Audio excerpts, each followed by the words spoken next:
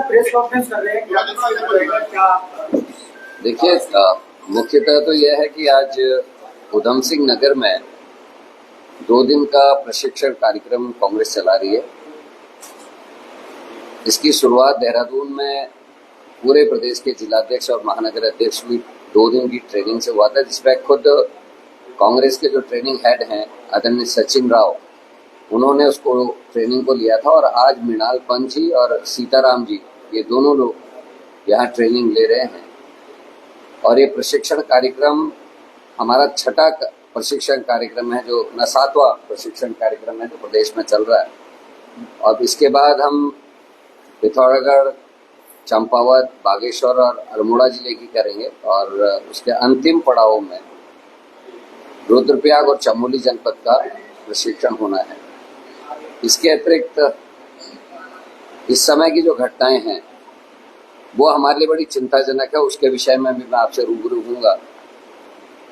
जिस तरीके से भारतीय जनता पार्टी के वरिष्ठ नेता लोग और उनके कार्यकर्ता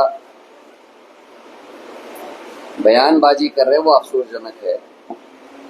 खासकर कर्नल सोफिया जी के लिए जिस तरीके की बात उन्होंने कही उनके मंत्री ने, और मध्य प्रदेश के मुख्यमंत्री जगदीश देवड़ा का बयान आप सबने सुना होगा। और खासकर उत्तराखंड का तो कोई भी शख्स ऐसा नहीं है जिसके परिवार का या परिचित व्यक्ति फौज में ना हो। हमारे लिए बड़ा आश्चर्यजनक है कि देवड़ा ने ये कहा कि देश की सेना और सैनिक प्रधानमंत्री के चरणों में पूरी तरीके से जो है समर्पित हो गए, जबकि हकीकत ये है कि देश का सैनिक और देश की सेना का जो हेड है उसको राष्ट्रपति को इसलिए बनाया गया कि वो राजनीतिकरण सेना का ना हो सके, इसीलिए राष्ट्रपति को मुखिया बनाया गया सेनाओं का।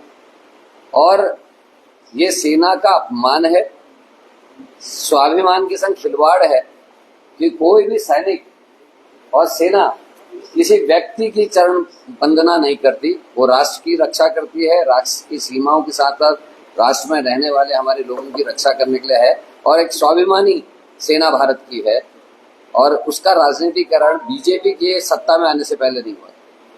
एक तरफ कर्नल सोफिया की तारीफ हो रही, नीति निर्धारकों ने सोफिया जी को आगे करके भारत पाक का जो अभी चला, ये संदेश देने की कोशिश की कि भारत में रहने वाले सभी धर्मों के लोग एक हैं और हम पाकिस्तान से पूरी तरीके से मुकाबला करें। वहीं उनकी जो विचारधारा है उससे प्रभावित उनके मंत्री जिस तरीके के बयान दे रहे, उसने पोल खोल दी किया। दूसरा, अमेरिका के राष्ट्रपति ट्रंप ने जो बयान दिए उससे बीजेपी के पूरे सीज फायर से लेकर तमाम चीजों की पोल खुल गई। और जब दबाव डाला तो उसमें देश के वरिष्ठ पत्रकारों ने कुछ चीजों को सामने लाकर दिया कि अडानी जी के किसी व्यापारिक समझौते को लेकर ट्रंप का दबाव था और उस ट्रंप के दबाव के तहत सीज फायर किया गया। मैं आप लोगों के बीच में एक याद दिला रहा हूं, क्योंकि आप लोग खुद प्रेस मीडिया से हैं, आप लोगों को सारी जानकारी है। सदन में देश के होम मिनिस्टर अमित शाह जी ने एक बयान दिया था जिसमें उन्होंने कहा कि जवाहरलाल नेहरू के समय में ये हुआ। उसके बाद उन्होंने आगे ही कड़ी में कहा कि 1971 में अगर इंदिरा गांधी सीज फायर नहीं करती 2 दिन पहले, तो पाक ऑक्यूपाइड कश्मीर भारत का हिस्सा होता। ये उन्होंने लोकसभा में सदन में कहा है। और आज अब वो क्या कहेंगे इस चीज का हमको इंतजार है।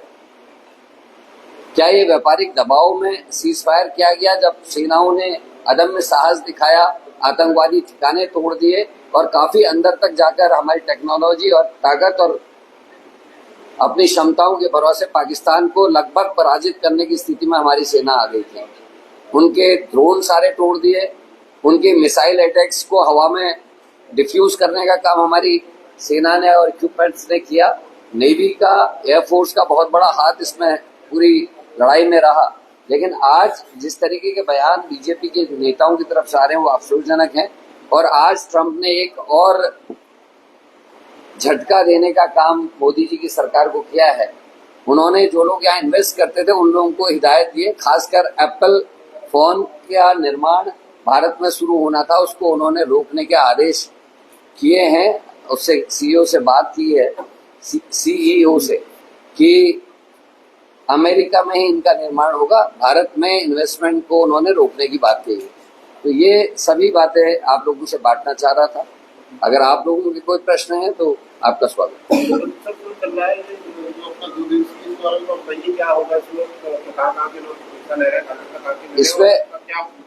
इसमें उधम सिंह नगर के जितने हमारे जिलाध्यक्ष तो हैं, इसमें लोग होस्ट हैं, लेकिन साथ में मंडल अध्यक्ष, हमारे ब्लॉक अध्यक्ष, पीसीसी के मेंबरान और जो वरिष्ठ जन हैं कांग्रेस के, जो विभिन्न जिनको कई स्टेट्स में ड्यूटीज लगती हैं, अन्य लगती हैं, उन लोगों को इसमें प्रशिक्षण दिया जा रहा है।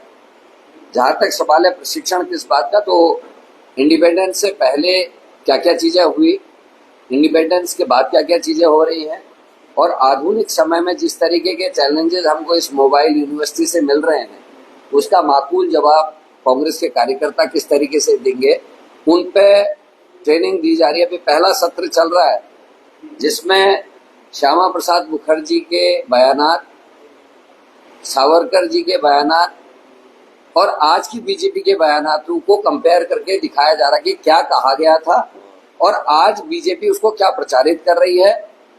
एक चीज बड़ी मजेदार थी, मैं वो आपसे भी बांटना चाहता हूं। जैसे बीजेपी का जो स्टूडेंट विंग है एबीवीपी, वो विवेकानंद की फोटो का इस्तेमाल करती है, और उन्होंने कहा क्या, जो अभी ट्रेनिंग में दिखाया, मैं थोड़ा सा उसको पढ़ दूं आपके सामने।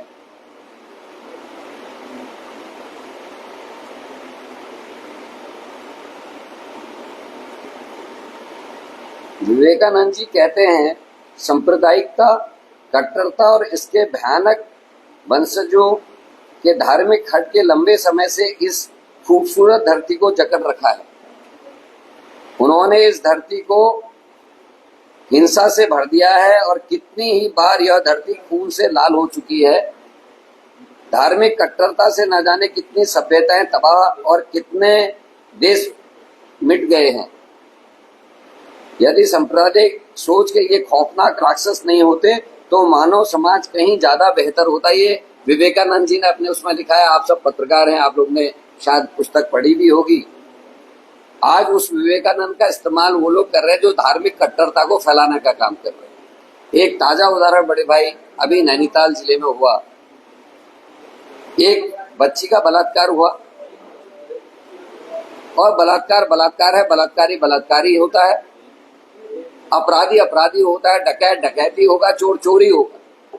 लेकिन चंपावत में मंडल अध्यक्ष कुछ करते हैं, 1 साल तक मोलेस्ट करते हैं, उनकी केस कमजोर होने से जमानत हो जाती है।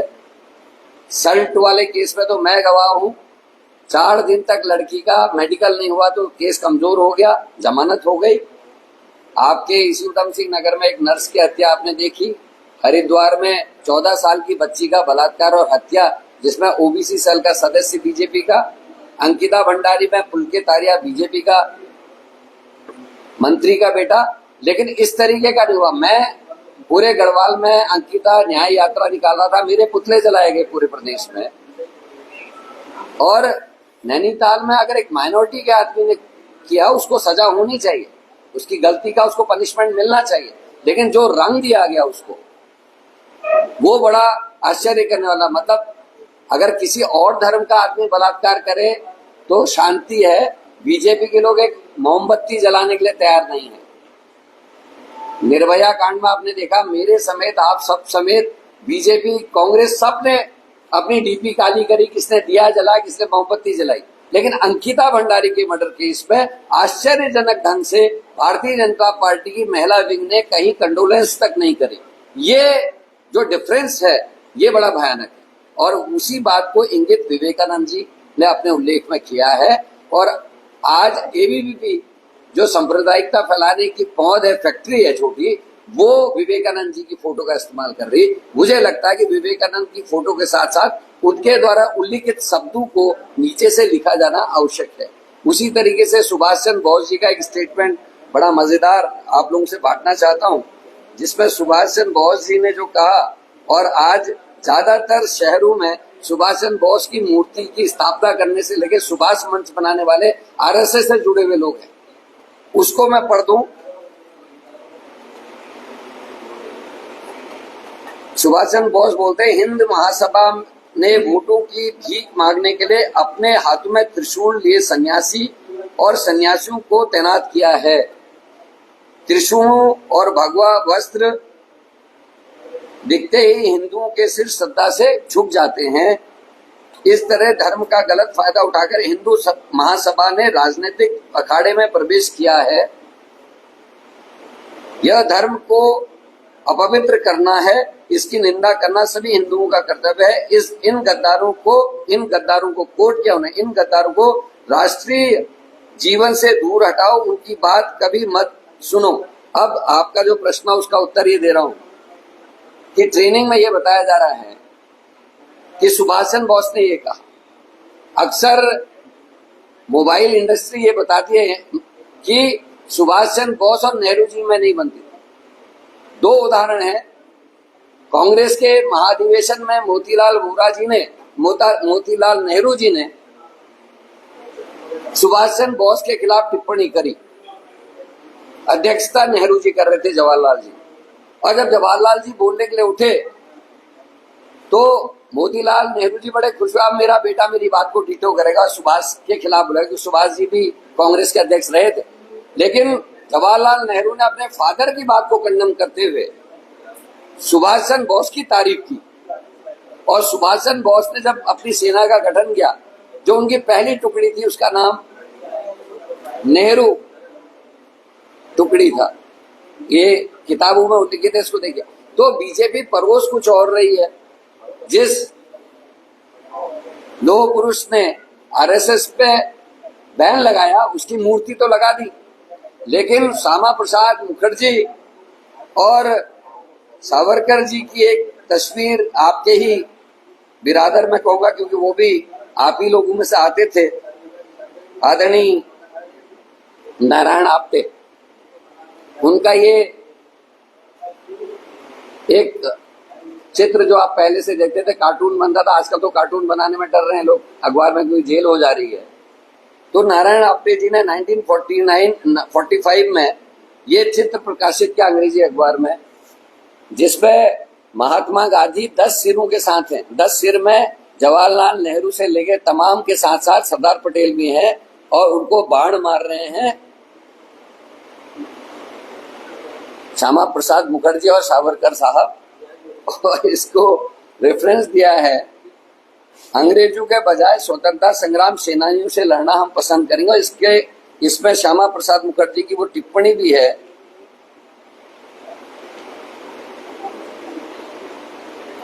जिसमें उन्होंने कहा, तो इस तरीके के वेल इक्विपमेंट से हम अपने कार्यकर्ताओं को सबल दे रहे हैं, ताकि कहीं पर भी जब इस तरीके का दुष्प्रचार हो तो उसका जवाब कांग्रेस के लोग कर सके। कल के सत्र में कुछ अन्य चीजें इसमें सम्मिलित होंगी, जिसमें आईटी का कैसे बेहतर इस्तेमाल कर रहे हैं, किस तरीके से जो ये मोबाइल यूनिवर्सिटी के माध्यम से गलत प्रचार प्रसार कर रहे हैं उसका जवाब दे रहा है। एक चीज और प्रशिक्षण में अभी आएगी जो अभी आई नहीं, जिसमें आप सब लोगों से भी एक प्रश्न मेरा है। आप लोगों ने देखा होगा कि नेहरू जी को अय्याश और कई किस्म की बातें कही जाती है, मोबाइल में खासकर, और एक फोटो अक्सर दिखती है आपको, शायद अगर आप अपने मन में डालें कि कौन सी फोटो सबसे ज्यादा दिखाई जाती है, कि एक जहाज में नेहरू जी किसी लड़की के साथ है।